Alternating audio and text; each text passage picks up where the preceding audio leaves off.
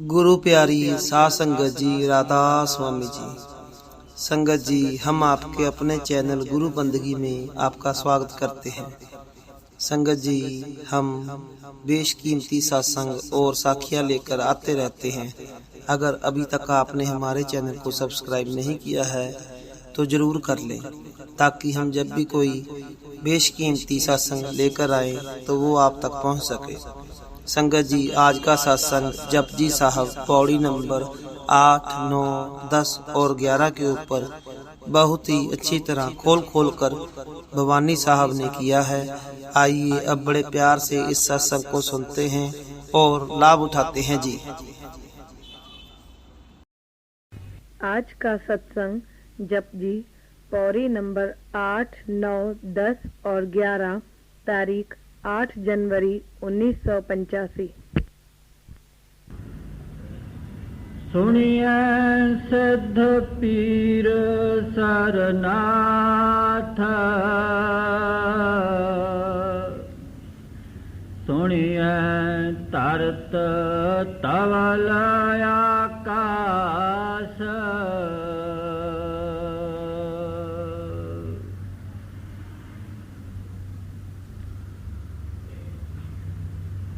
आज जप साहब की पौड़ी 8, 9,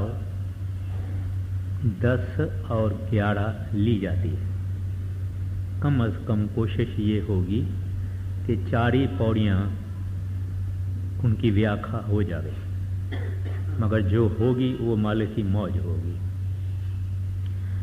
इसे 4 पौड़ियों में गुरु नानक साहब जी महाराज हमको सुनिए 4 ही पौड़ियों में पहला लफ्ज है सुनिए, सुनिए, सुनिए, सुनिए। तो हमारे मन में विचार आता है कि क्या सुने, किसको सुने, कैसे सुने।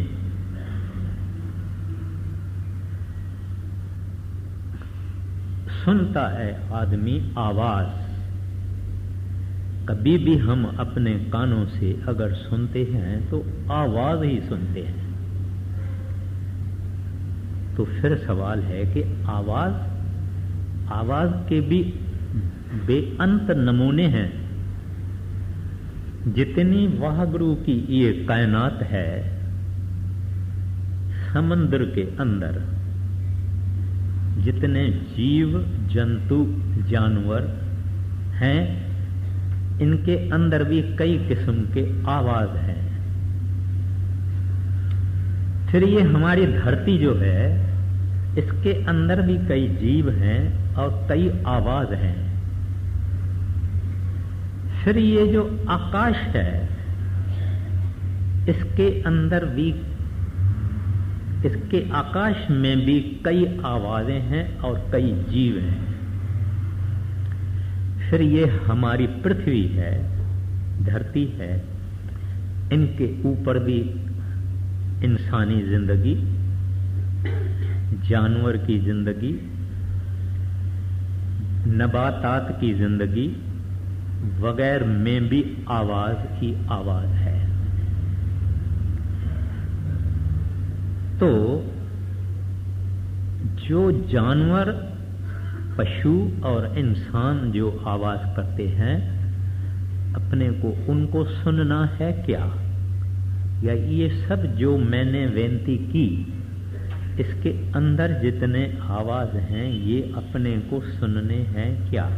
कहते हैं नहीं। लेकिन सुनना आवाज है। फिर हमको ये ख्याल आता है, बाहर जो कीर्तन होता है, हारमोनियम होता है, तबला होता है, कोई सुंदर गाने वाला गीत गाता है, हम मस्ती में आते हैं, खुश होते हैं, झूमते हैं।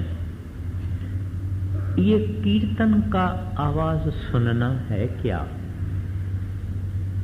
नहीं। फिर कहते हैं इस दुनिया में बहुत किस्म की म्यूजिक है, गायन है, मुंह से भी लोग गाते हैं, सितारा, तंबूरा, बहुत किस्म के इंस्ट्रूमेंट्स है जिसमें बड़े मधुर मधुर मीठे मीठे आवाज आते हैं। कहते हैं इनको सुनना है? गुरु साहब कहते हैं नहीं। कहते हैं फिर जो हमारे मजहबी और धर्मी पुस्तक हैं, कोई बैठ के पढ़े तो वो आवाज, वो पाठ वो सुने। कहते हैं सुनना अच्छा है, लेकिन जो आवाज गुरु नानक साहब जी महाराज हमको कहते हैं सुनो, कहते हैं वो इनमें आवाज नहीं है। फिर बड़े बड़े फैलसूफ, विद्वान, पंडित ये बड़े बड़े लेक्चर देते हैं, ज्ञान गोष्ठ करते हैं, कई बातें दुनिया को सुनाते हैं। कहते हैं उनका आवाज सुने, इनकी विद्वता और इनका जो उपदेश और शिक्षा और जो राज और भेद ये देते हैं ये सुने। नहीं, रेडियो में, ट्रांजिस्टर में जो कुछ सुनाई देता है वो सुने। कहते हैं नहीं। फिर हमारे मन में ख्याल होगा सत्संग शायद होगा, अपन बैठे हैं सत्संग करते हैं, ये सुने। कहते हैं सुनना अच्छा है, लेकिन मैं जो आवाज कहता हूं वो ये नहीं है। फिर कौन सा आवाज है? कहते हैं वो आवाजों का राजा है, सब आवाजों का राजा है। वो है डिवाइन म्यूजिक, आकाश बानी, कलमा, नाद वगैरह वगैरह, अनरिटन लॉ, अनस्पोकन लैंग्वेज, जो लिखा हुआ कहीं नहीं है और ये जुबान नहीं कह सकती है। इस्लाम के फकीर उनको कहते हैं सुल्तान अल ज़िकर, जो बादशाह है सब आवाजों का, सब ध्यान और सिमरन का, उस आवाज को सुनना है। उस सुनने से क्या होगा वो मैं बाद में अर्ज करता हूं, मगर वो जो आवाज है वह खुद परमात्मा है, हरि है, गोविंद है, रब है, वह गुरु है, अकाल पुरख है, खुद खुदा है। हम लोगों ने कभी ये नहीं सोचा है कि परमात्मा क्या है, गॉड क्या है, खुदा क्या है। हर एक आदमी को अपना अपना कॉन्सेप्ट है कि परमात्मा ऐसा होगा, परमात्मा ऐसा होगा, परमात्मा ऐसा होगा। डिक्शनरी भी उसका पूरा जिक्र नहीं करती है, क्योंकि वो परमात्मा लाबयान है, उसका जिक्र हो नहीं सकता। लेकिन संतों ने हमको थोड़ा थोड़ा समझाया है, महात्माओं ने, दरवेशों ने हमको समझाया है कि वो परमात्मा क्या है। वो परमात्मा जरूर हर जगह होना चाहिए। अगर परमात्मा है, किसी जगह है, किसी जगह नहीं है, तो वो बात ठीक नहीं होगी। सब जगह है, उसको हम अंग्रेजी में कहते हैं या हिंदुस्तानी में कहते हैं सर्वव्यापक, आमनी प्रेजेंट। वो परमात्मा का एक सिफत है, एक गुण है कि वो हर जगह है। आप कहेंगे ये पानी का गिलास भरा है, उसमें है, पानी खाली कर दो तो है, इसको बंद कर दो उसमें है, अंदर है। कोई एक छोटा सा अणु, एटम, जो कि बड़ी दूरबीन से देखा जाता है, उसमें भी है। इस सारे सृष्टि का फर्स्ट कॉज, यानी पहला सबब जिसके कारण सब कुछ हुआ, वो प्रभु है, वह गुरु है। फिर वो इस सारी सृष्टि को चलाता है, इस वास्ते बहुत शक्तिमान है, सर्वशक्तिमान है, ऑलमाइटी है। फिर वो समझता है, महासमझने वाला है। हम जो अंदर ख्याल करते हैं वो भी देखता है और समझता है, उसको महान चैतन्य और मोस्ट इंटेलिजेंट है। ये हमारे अंदर जो थोड़ी अक्ल और बुद्धि है वो उनकी बख्शिश है, उसने जरा सा ये हमको दिया है। खुद क्या है कुछ कहा नहीं जा सकता। साइंसदान भी कहते हैं कि एक इंसान को जितना इल्म या दुनियावी ज्ञान हासिल होता है, इसका 87% माना 87% ये आवाज से और आंख से ही इंसान हासिल करता है, with light and with sound. बाकी जितनी हमारी इंद्रियां हैं, बाकी 17% उनसे हासिल होता है। 87% या 87% वो ज्ञान हमको या आंखों से हासिल होता है या कान से हासिल होता है। तो वो परमात्मा आवाज है। आवाज ये मामूली नहीं, मैंने पहले ही अर्ज किया कि वो अनरिटन, अनस्पोकन है, उनका जिक्र नहीं होता, मगर है हर जगह। इंसान के माथे में गूंजता है, मगर है सारे शरीर में। उस आवाज ने सब कुछ पैदा किया, वो आवाज ही सब कुछ चला रहा है, वो आवाज ही नाश करता है, प्रलय करता है, वो आवाज फिर पैदा करता है। जगतर, सारा जगतर उसको चलाने वाला भी वह आवाज है।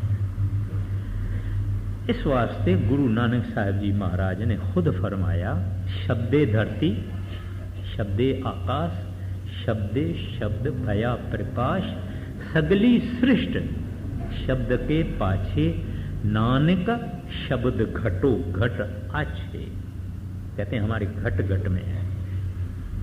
फिर कहते हैं उत्पत्त प्रलय शब्दे होवे, शब्दे ही फिर उत्पत्त होवे। कहते हैं प्रलय भी वही लाता है, उत्पत्ति भी वही करता है, प्रलय भी वो लाता है, प्रलय करके फिर उत्पत्ति भी वो ही करता है। हमारे सिंध में एक कामल मुसलमान फकीर हो गए हैं, वो कहते हैं वहदत वजे विजूद में, शरीर में, विजूद यानी शरीर, रहियो रूह रबाब। कहते हैं हमारे अंदर वो मधुर गीत, मधुर गाना, मधुर म्यूजिक बज रहा है। फिर एक हिंदू फकीर हुआ है जिसको सामी साहब कहते हैं।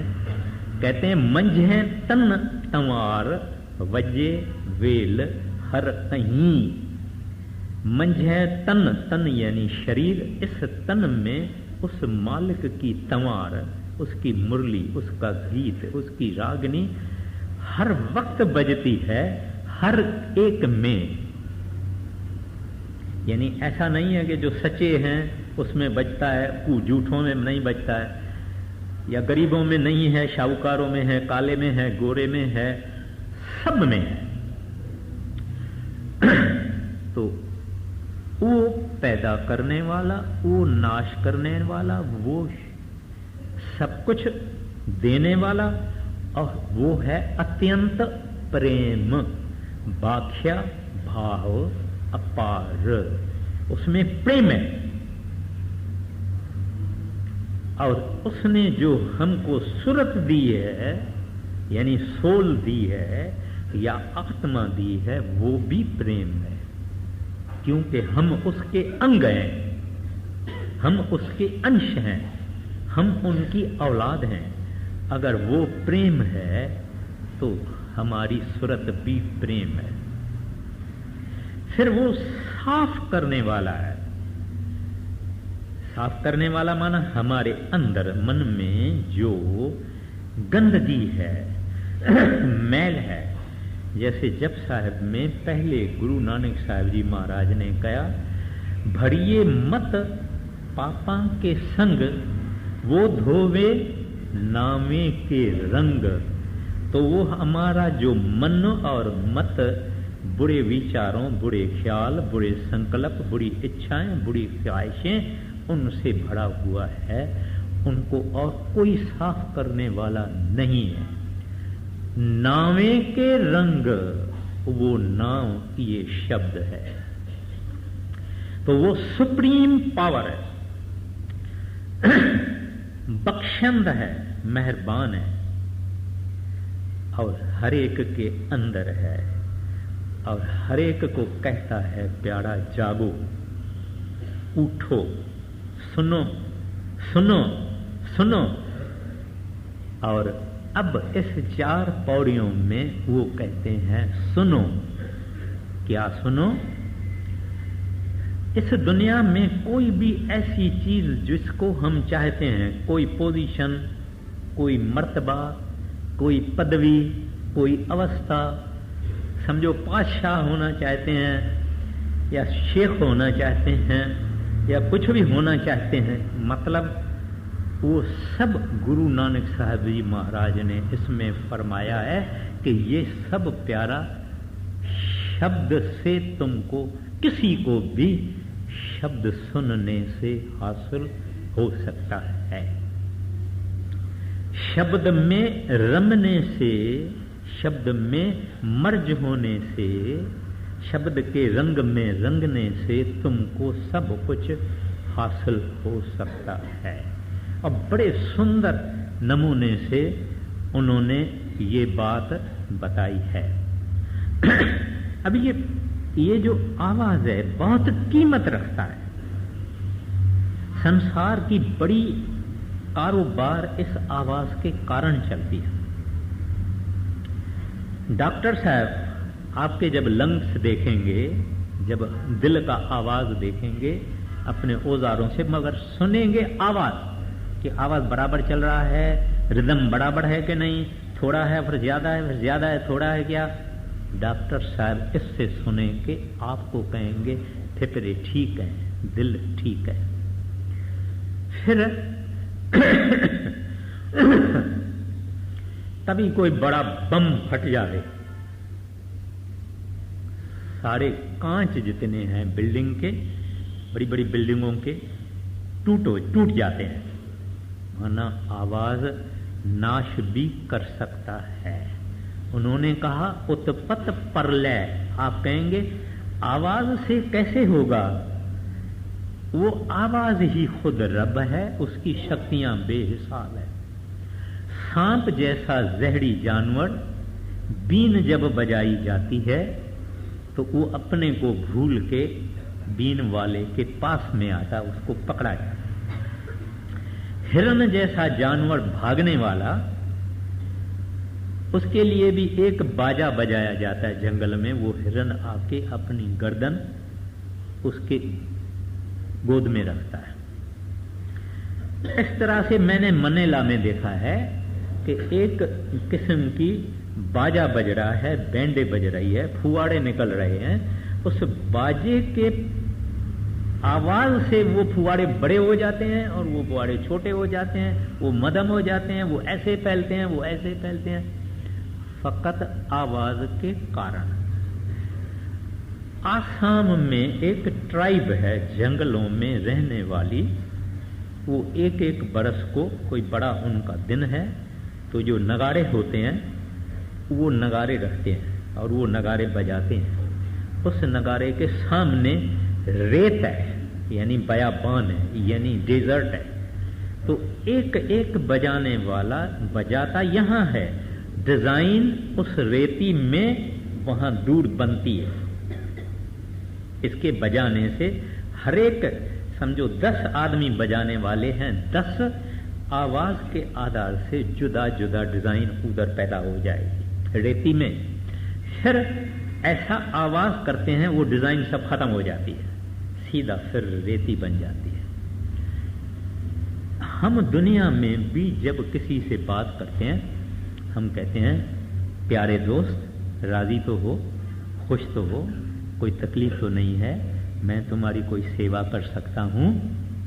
बेचारा खुश हो जाएगा, उसको कुछ देव भी मत, मगर मीठी बात करो, प्यार से बात करो। मगर अगर हम किसी को कहें चले जाओ चंडाल, मेरी हाजिरी में खड़ा नहीं रहना, बोलने वाले के अंदर भी आग लग जाएगी, जो सुनेगा उनके अंदर भी आग लग जाएगी। है ये भी आवाज, मगर आवाज में अपना तासीर है और अपनी शक्ति है और अपनी ताकत है। तो इस वास्ते गुरु साहिबान कहते हैं, सुनिए, कहिए, आगे कहिए। सुनिए सिद्ध पीर सुरनाथ, सुनिए धरत धवल आकाश। कहते हैं हम लोग जुगों जुगों से कई किस्म के कीर्तन, कथाएं, वार्ताएं, सुंदर सुंदर गाना सुनते आ रहे हैं, मगर उन सुनने से कोई सिद्ध नहीं बना। अब सिद्ध किसको कहते हैं? एक किस्म के योगी हैं जो ऐसा अभ्यास करते हैं उनमें सिद्धियां आ जाती है। सिद्धियां यानी मिरेक्युलस पावर्स, वो ऐसे बारीक हो जाते हैं जैसे कि एक पंख होता है, पहाड़ जैसे भारी हो जाते हैं, कागज जितने हल्के हो जाते हैं, गायब होना चाहें तो गायब हो जाते हैं। अगर चाहें हमारे शरीर से खुशबू निकल जाए तो खुशबू आने लग जाती है। कई किस्म की सिद्धियां उनको योग बल करने से हासिल हो जाती है। यहां खड़े खड़े छुप जाएंगे, गायब हो जाएंगे, हरिद्वार में पैदा हो जाएंगे। तो कहते हैं कि ये दुनिया की वार्ताएं और कथाएं और गाने और कीर्तन और सब कुछ सुनते हुए किसको ये ताकतें और शक्तियां नहीं आई। फिर कहते हैं कोई पीर, यानी हम कहते हैं सतगुरु, मुसलमान कहते हैं पीर, कहते हैं इन चीजों को सुनने से कोई संत सतगुरु नहीं बना। फिर कहते हैं देवी देवताएं भी नहीं बने इन आवाजें सुनने से। फिर कहते हैं नाथ योगियों का एक बेख है, माना जैसे गोरखनाथ, फलाना नाथ, फला मचंदर नाथ, मुखी यानी मुख्य योगी। कहते हैं इनमें भी जो योग बल की ताकतें हैं उनको भी इन चीजों को सुनने से नहीं मिली, अपने अपने अभ्यास करने से उनको शक्तियां ये मिली। लेकिन कहते हैं अगर तुमने किसी संत सतगुरु से नाम लिया और उस नाम का, शब्द का तुमने अभ्यास किया, साधना की, करनी की, कहते हैं ये सब ताकतें तुम्हारे अंदर भी पैदा हो जाएगी। यानी गुरु साहिबान हम लोगों को, हम लोग जब देखते हैं ना कि ये इस आदमी में इतनी ताकत है, तो कोई आदमी कहता है मेरे में ऐसी ताकत होवे तो, मेरे में ये होवे तो, कहते हैं इनको तो साधना करने से हुई है, तू राज साधना कर, उस शब्द को सुन और लख लाखें करोड़ें शक्तियां तेरे अंदर पैदा होगी। मगर ये भी ऐसी शक्तियां नहीं है जो इनके पास ही है, तुम्हारे अंदर भी प्रकट हो जाएगी। और जो नाम में रमे हुए हैं, संत जन हैं, प्रभु के प्यारे हैं, इनमें ये तो मामूली सा चीजें हैं, मामूली ताकतें हैं। मैं कब इस बात पर कि ये शक्तियां ताकतें वगैरह क्या होती है और संतों के पास क्या है, अलग में एक मैं सत्संग लेऊंगा। तो कहते हैं कि जब तू अभ्यास करके उस शब्द को सुन के उस शब्द में लवलीन होगा, ये सब ताकतें तेरे अंदर आ जाएगी। मगर संतों के भक्त यानी संत प्रभु के भक्त कोई ताकत वापरते नहीं है। आप पूछेंगे महाराज जी ये वे बात कैसी है? कहते हैं मुझे तो पता नहीं है, उसको पता होगा। ऐसे संत अपने आप को छुपा के आम आदमियों के तरह से इस संसार में चलते हैं, कोई शक्ति का दिखावा नहीं करते हैं। फिर कहते हैं सुनिए धरत धौल आकाश। पुराणों में लिखा हुआ है कि हमारी ये धरती जो है वो एक सफेद रंग का बैल है, उसके सींग पर ये हमारी धरती वो बैल खड़ा करके रखा है, यानी वो बैल उठा रहा है सारा बोझ धरती का। तो गुरु नानक साहब जी महाराज कहते हैं वो धरती का बोझ उसने नहीं उठाया है, धरती का बोझ शब्द ने उठाया है। अगर बैल के ऊपर ही ये बोझ होवे तो बैल का बोझ कौन उठाएगा? बैल के नीचे भी तो कुछ होना चाहिए। कहते हैं ये सब ऐसी बातें हैं, अगर जो शक्ति है वो शब्द शक्ति है, वाहगुरु शक्ति है, नाम शक्ति है, हरि नाम शक्ति है, जो इस धरती को और भी जो कुछ है उसको खड़ा करके कायम करके बैठी है, उस शक्ति का नाम शब्द है। कहते हैं उनको सुनो, तेरे को सब कुछ हासिल हो जाएगा। आगे सुनिए दीप लो पाताल, सुनिए पोहना सक्का काल। कहते हैं जितने दीप हैं यानी कॉन्टिनेंट्स हैं, फिर कहते हैं जितने लोय माना लोक हैं, ये लोक विष्णु लोक, चंद्रमा लोक, ये लोक वो लोक, बहुत कुछ लोक हैं और उसको पुड़ियां भी बोलते हैं। विष्णुपुरी, शिवपुरी, इंद्रपुरी, ये भी जुदा जुदा सूक्ष्मता के दर्जे हैं और हम नहीं इनको देख सकते हैं। तो कहते हैं इनको भी खड़ा करके कायम करने वाली शक्ति शब्द शक्ति है।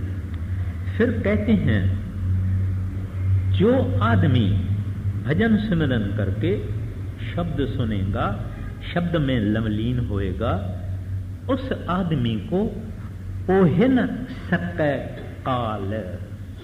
पोहे माना खा जाना, गिरकाय वजन, हजम कर जाना।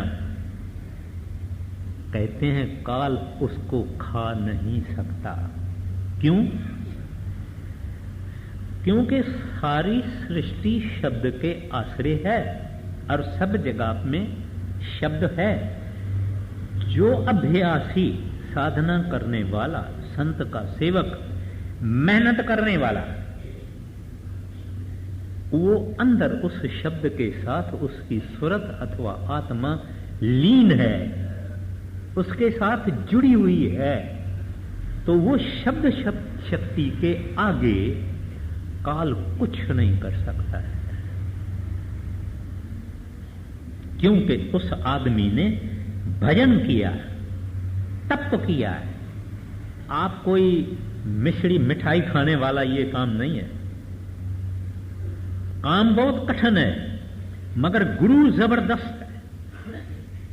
उसकी रहमत से, उसकी दया से, उसकी मेहरबानी से हम इस जिस्म के से सूरत को निकाल के उस शब्द के साथ जोड़ देंगे।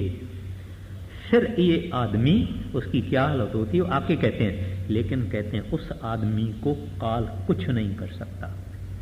मेरे को कोशिश करनी है 4 ये पौड़ियां खत्म करने की, इस वास्ते कोई दृष्टांत या साखी नहीं बताता हूं। मगर जिसके पास नाम प्रकाश है उसके आगे कोई इविल ताकत, बोलते हैं ना, इसको नजर लग गई, इसको ये हो गया, इसको कामन लग गया, इसको जादू लग गया, इसको ब्लैक मैजिक लग गया, इसको भूत लग गया, इसको चुड़ैल लग गई, उस शक्ति को कोई कुछ नहीं कर सकता, वो नजदीक भी नहीं आएगी। उस शक्ति को डर होता है कि इसके पास, जैसे अगर किसके पास पिस्टल होवे तो दूसरा जाएगा क्या उसके आगे? तो ये तो मामूली उदाहरण है दुनिया का। वो ऐसी शब्द शक्ति है, खुद रब है, खुद हरि है, खुद परमात्मा है। तो इस वास्ते कहते हैं उसको काल खा नहीं सकता। फिर आगे देखिए क्या फरमाते हैं। नानक भगता सदा विगास, सुनिए दुख पाप का नाश। कहते हैं ऐसे लोग जिन्होंने मेहनत किया, पेनेंस किया, अभ्यास किया, शब्द के साथ जुड़ गए, शब्द का रूप हो गए।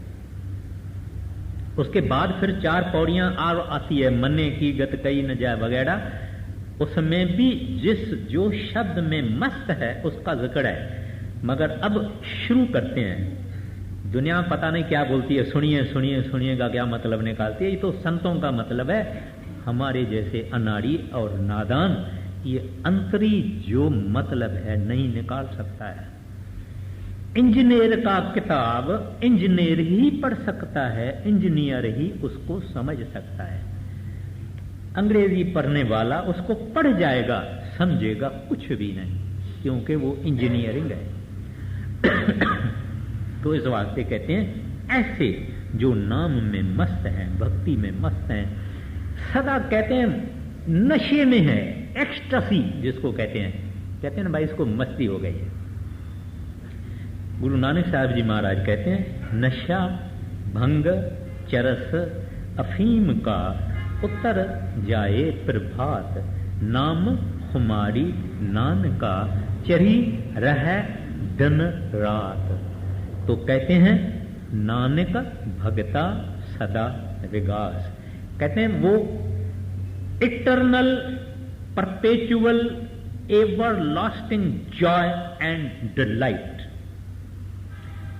इस दुनिया में कोई खुशी सुख आनंद सदा का नहीं है, मगर कहते हैं वो प्रभु के जो भक्त हैं इस शब्द के कारण हमेशा मस्ती में रहते हैं। आप समझ थोड़ा सा विचार करिए कि ये क्या खुशी होगी, क्या सुख होगा, क्या आनंद होगा, क्या मस्ती होगी, और हमेशा होगी। छीनने का डर नहीं, जाने का डर नहीं। वो लोग अमर हो जाते हैं, सदा अमृत पीते हैं।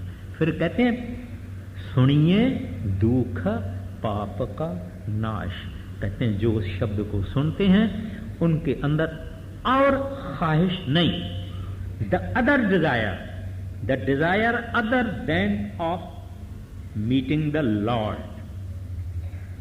कहते हैं उनके अंदर दूजी ख्वाहिश नहीं, फकत मुझे हरि चाहिए, मुझे गोविंद चाहिए। और क्या है उनके अंदर जो आम भी करते हैं उस हरि के मिलने के लिए करते हैं, हरि के संगत के लिए करते हैं, हरि के सेवा के लिए करते हैं, और कोई दुनिया की चीज हासिल करना नहीं चाहते हैं, और मुंह से भी कुछ ऐसा नहीं बोलते हैं जो किसी को दुख होवे, क्योंकि अभी उस शब्द का रूप बन चुके हैं जो इन चीजों से दूर है, और इन चीजों से दूर है तो दुख से भी दूर है, उसको कोई दुख लगेगा नहीं। सब दुख चिंताएं फिक्र कष्ट सब नाश। ये पौड़ी 8वीं खत्म हुई। आप नहीं पढ़िए। सुनिए ईश्वर बर्मा इंद, सुनिए सुख मुख सलाहल मंद।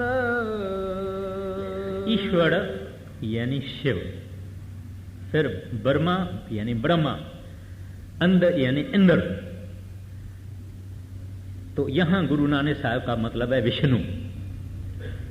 उसका भी डिटेल में नहीं जाता हूं मैं। कहते हैं आप सोचते होंगे कि इनको कितनी शक्ति है, ये कितने पावरफुल हैं।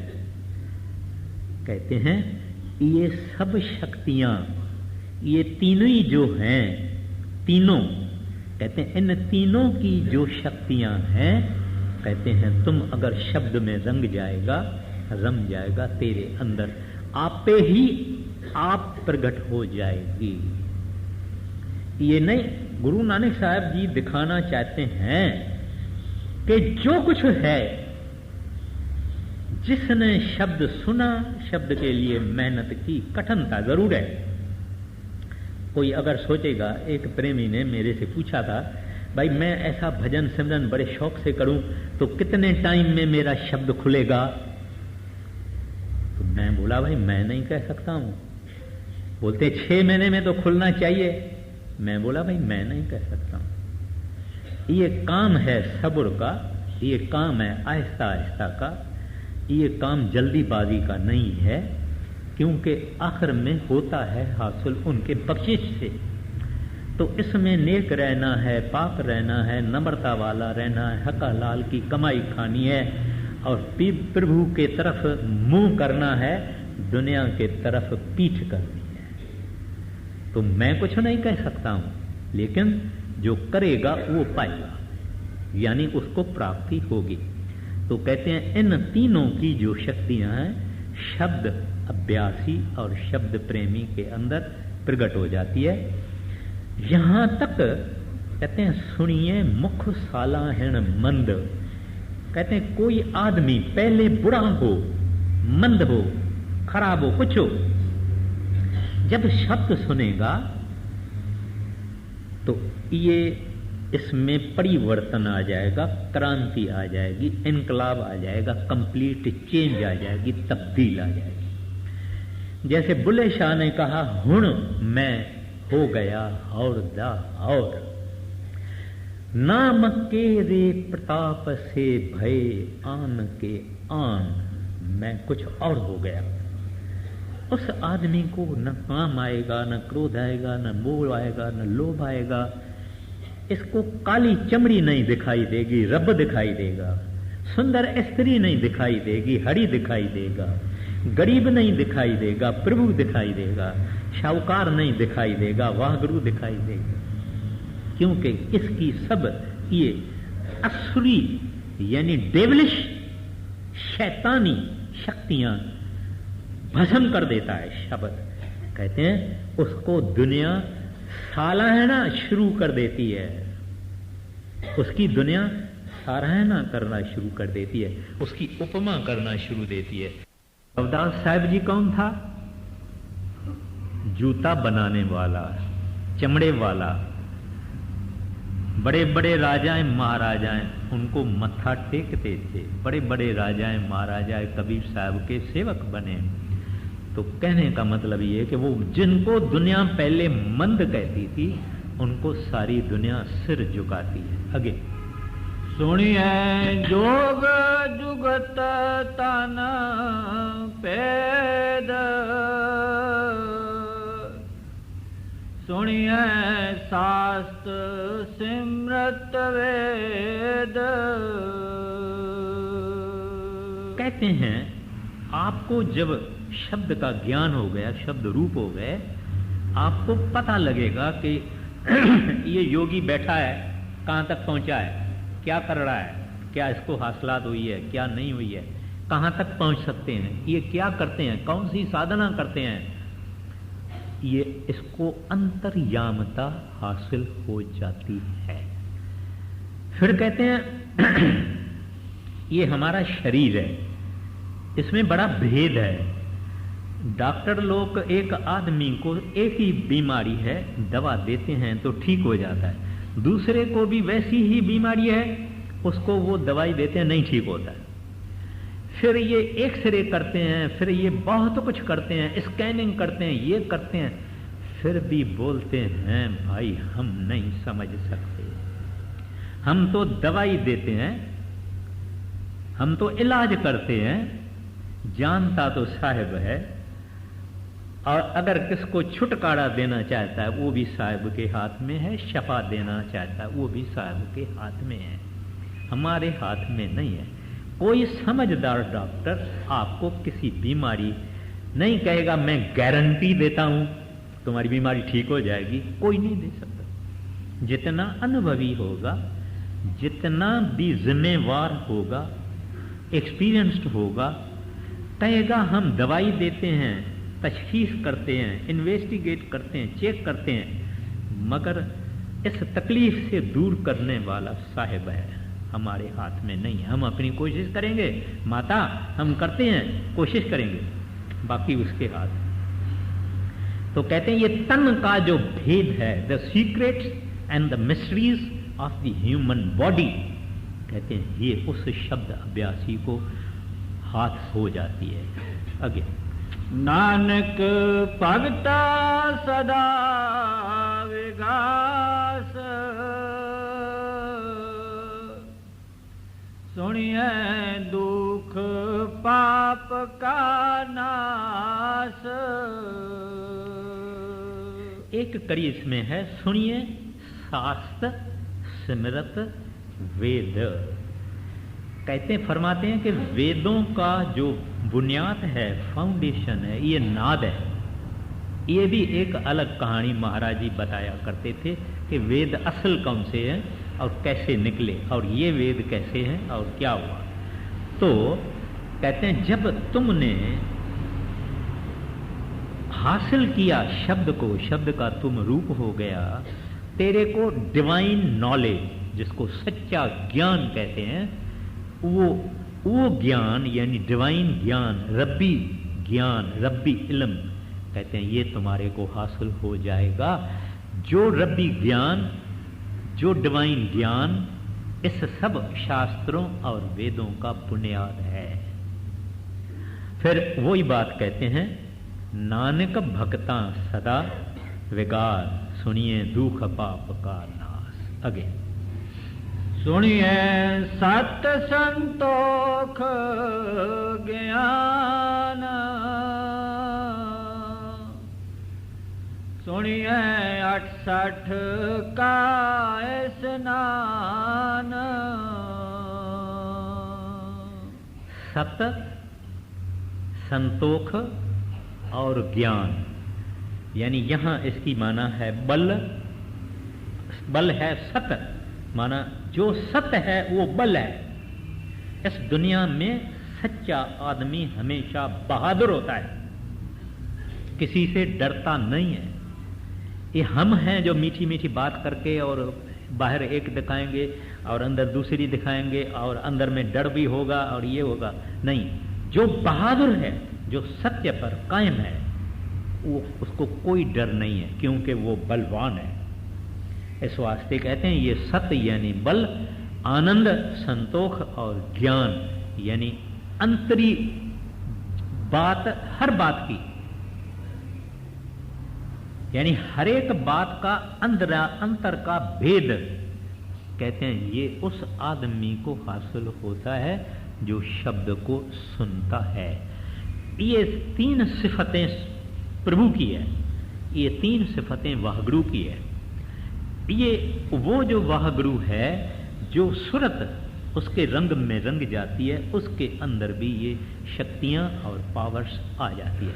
फिर कहते हैं सुनिए 68 का स्नान। 68 तीर्थ हैं हमारे हिंदुस्तान में। गुरु नानक साहब तो तीर्थों को नहीं मानते हैं, लेकिन कहते हैं अगर आप सारी दुनिया के तीर्थों का आप स्नान करके आवे और आप समझेंगे कि मैं अभी बहुत पवित्र हो गया हूँ, सब नदियों में मैं स्नान करके आया हूँ, कहते हैं वो फिर भी तुम्हारे शरीर की सफाई है, लेकिन जब तू शब्द में रंग गया, तुम्हारे पास निर्मलता, प्योरता, पवित्रता हो गई। तुम्हारे लिए न पराया है न अपना है। वो निर्मलता जो है वो शब्द में होती है। हमको अगर आप समझेंगे ना, हम जब अपना पढ़ते हैं, किताबें पढ़ते हैं या भजन करते हैं, फिर भी किसी किसी हद तक हमारा काम सो जाता है, हमारा क्रोध ठंडा हो जाता है, हमारा लोभ ठंडा हो जाता है, मरता नहीं। फिर कोई ऐसी चीज सामने आ गई, ऐसा कुछ हालात ऐसी हो गई, ये ऋषि मुनियों के सामने हूरें और अप्सराएं और शकुंतलाएं ये सब वो गिर गए, क्योंकि वो जो सच्ची पवित्रता है वो अभी प्रकट नहीं हुई, जो कि नाम और शब्द में है। तो इस वास्ते कहते हैं कि तुम्हारे अंदर वो 88 तीर्थ तो छोड़ो, मगर अनंत सहाय करने वाली शक्ति शब्द है और नाम है। हम में ममता शब्द जलाई, ऐसे जला देता है जैसे कि एक मैला गंदा आदमी किसी अजीब ताकत से शुद्ध और पवित्र और नेक हो गया। आगे सुनिए पढ़ पढ़ पावे मान, सुनिए लागे सहज ध्यान। कहते हैं कि तुम अगर सुनेगा शब्द को, उसमें रम जाएगा, तो महापंडितों की इतनी इज्जत नहीं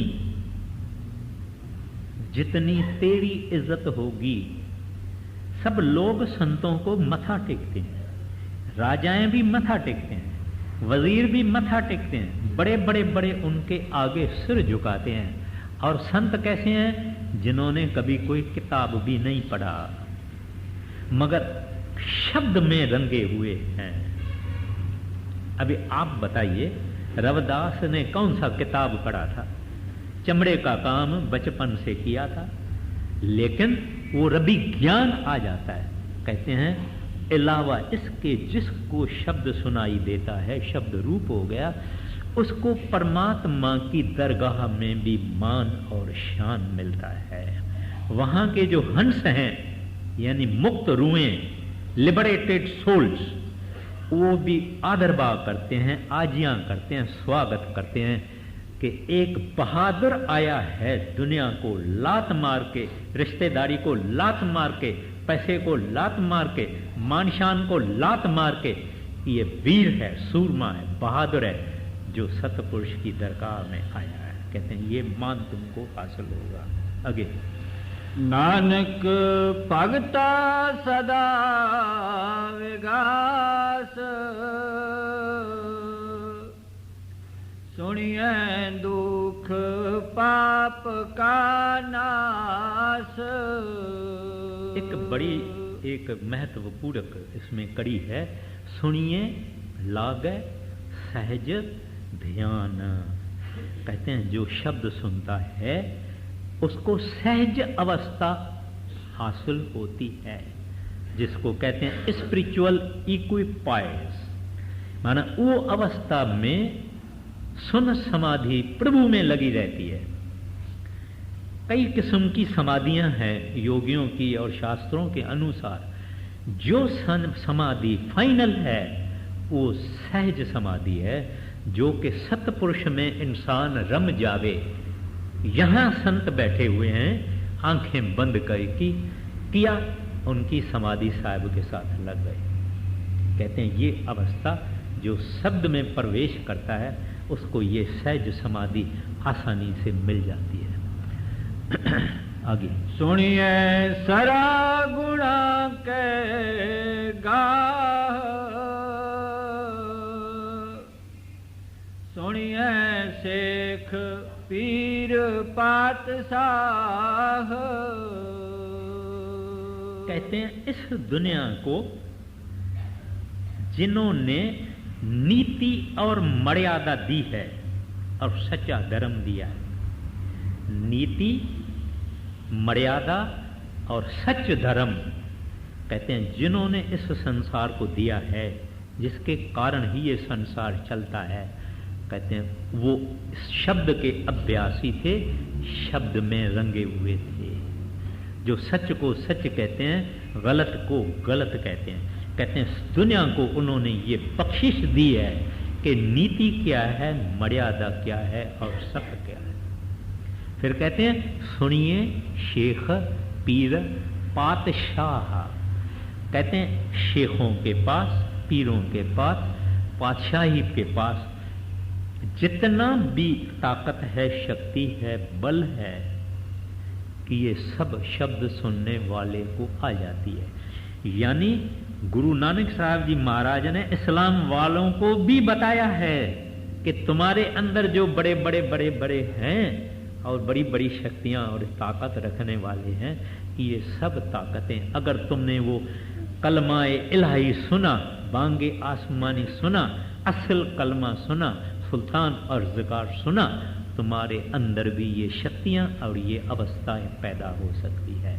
आगे सुनिए अंधे पावै राह,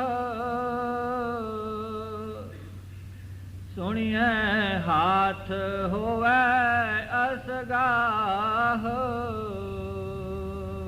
अब कहते हैं कि शब्द सुनने से अंधों को राह मिलती है।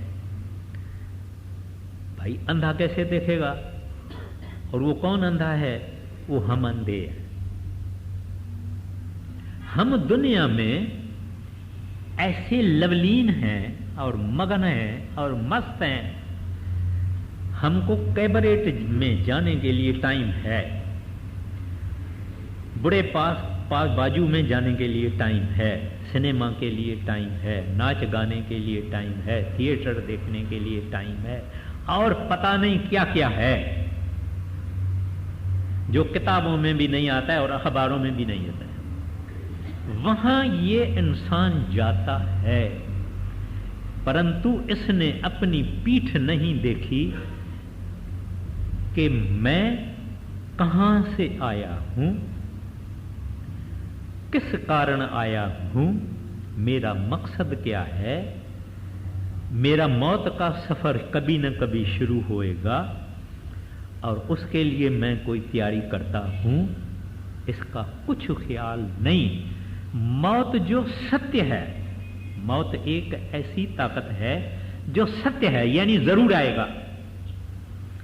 अब आप सब बैठे हैं, हम सब बाहर बैठे हैं, कोई 2000 है कि 3000 है कि 1000 है कि 1500 है। 150 बरस के बाद हमारे में से कोई यहां नहीं होगा। हमारे बाल बच्चे होंगे, रिश्तेदार होंगे, पोतरे होंगे, दोतरे होंगे, सब होंगे, मगर हम नहीं होंगे। तो माना भरवसा है कि ऐसा होगा। जब ऐसा भरवसा इंसान की मृत्यु होने में है, और इस दुनिया को मृत्यु लोक ही कहा जाता है, फिर भी अगर कोई इंसान आंखें बंद करे, जब काल ने इसको क्यों में खड़ा कर दिया, जब ये मां के पेट से निकला, मौत के क्यों में खड़ा है, पता है 6 महीने के बाद गुजर जावे। क्यों 6 महीने का बच्चे नहीं मरते हैं क्या? तो 12 महीने के बाद गुजर जावे, 12 साल के बाद गुजर जावे, 100 साल का भी होके गुजर जावे, तो भी क्या? ग्रंथ साहब की वाणी है, बुढ़ा हुआ शेख कबीर, कंबन लगी देह, जे 100 बरस भी जीवना, तो भी होसी खे। कहते हैं कबीर साहब, जब फरीद साहब ना बूढ़े हो गए 100 बरस के, तो हाथ कांपते हैं, पांव कांपते हैं, किसी का सहारा लेना पड़ता है, दस्तखत भी आदमी नहीं डाल सकता है, पढ़ने का तो कोई सवाल ही नहीं है। कहते हैं फिर तू 100 बरस भी हुआ। एक पौड़ी में तो गुरु नानक साहब ने ये बताया था, जे तुम्हारी 4 युग भी आर्जा होवे और 10वीं भी होवे, तो भी क्या हुआ? तो हमको कहते हैं कि वो अंधे हैं जिन्होंने उस शक्ति को, जो उनकी माता भी है, पिता भी है, दोस्त भी है, सब कुछ है, उस शक्ति के तरफ इन्होंने कभी आंख बढ़ा के भी नहीं देखी, कभी नहीं देखी। कभी यार दोस्त ने कहा यार सत्संग में तो चलो, अच्छा ये किताब देता हूँ संत मार्ग, ये तो पढ़ो। मर्यादा करके उसने ले लिया और जाके रख दिया और किताब में पढ़ा नहीं। पढ़ने के लिए तो उसको कोई इंग्लिश अमेरिकन ऑथर या ऑथरेस चाहिए, संत मार्ग पढ़ने के लिए इसको फुर्सत नहीं। वो कहेगा ये हमारा जो दोस्त है पता नहीं किस जमाने का, 18वीं सदी का होगा।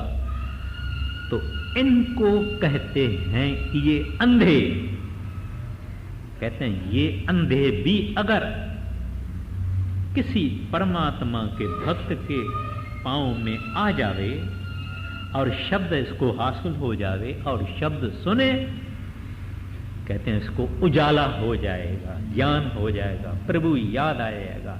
जो माँ माँ माँ मेरी मेरी मेरा मेरा मेरा कहता है, ये तू तू तू तू तेरा तेरा तेरा तेरा कहेगा। माँ उसके पास है नहीं। तो इस वास्ते कहते हैं सुनिए अंधे पावे रहा।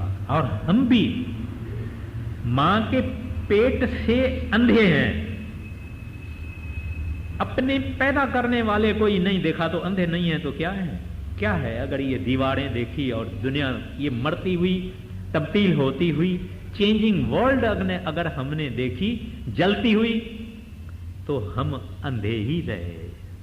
जब आद सच जुगाद सच है भी सच को हमने देखा तब हमारी आंखें हैं। हमने सच को देखा, हमने सत्य को देखा, हमने जो सरा है, अमर है, लाफना है उसको देखा। कहते हैं ऐसे अंधे भी संतों की शरण में आके कमाई करके सच्ची राह सचखंड तक देख लेते हैं और वाह गुरु में मिल जाते हैं। आगे नानक भगता सदा विगास, सुनिए दुख पाप का नाश। अब एक और खरी रह गई, कहती है सुनिए हाथ होवे असगाह। असगाह का क्या मतलब है? भंडार, फाउंटेन हेड, अथा अथा। वो है परमात्मा, वो है हरि गोविंद। कहते हैं जो शब्द को सुनेगा, शब्द उनको खींच के वहां ही ले जाएगा। यहां से वो शब्द धारा निकली है, सचखंड से जहां से निकली है वहां ही ले जाएगी। उस अथाह के पास ले जाएगी, उस भंडार के पास ले जाएगी, उस फाउंटेन हेड के पास निकले जाएगी जहां से ये सूरत निकली और ये आत्मा निकली। कहती है वहां ले जाएगी। इस वास्ते जब हम अभ्यास करते हैं, यहां आते हैं, आहिस्ता आहिस्ता पहले दूर दूर से सुनाई देता है, आहिस्ता आहिस्ता नजदीक सुनाई देता है, आहिस्ता आहिस्ता जो हमारी रूह ऊपर चढ़ेगी, यहां आएगी, जो भी कठिन है तब उसको पकड़ लेती है। उसको पकड़ लेना, उसमें भी मकनातीसी कशिश है और इसकी सूरत में भी कशिश है, तो आपस में मिल जाती है। फिर वो खींच लेता है, खींच के वहां ले जाती है वो शब्द और नाम जहां से निकला है, जहां से वो धारा निकली, सृष्टि को पैदा किया, वापस अपने भंडार में ले गई। फिर कहते हैं नानक भगता सदा विकास, सुनिए दुख पाप का नाश। पूरा कर दीजिए। नानक भगता सदा विगास,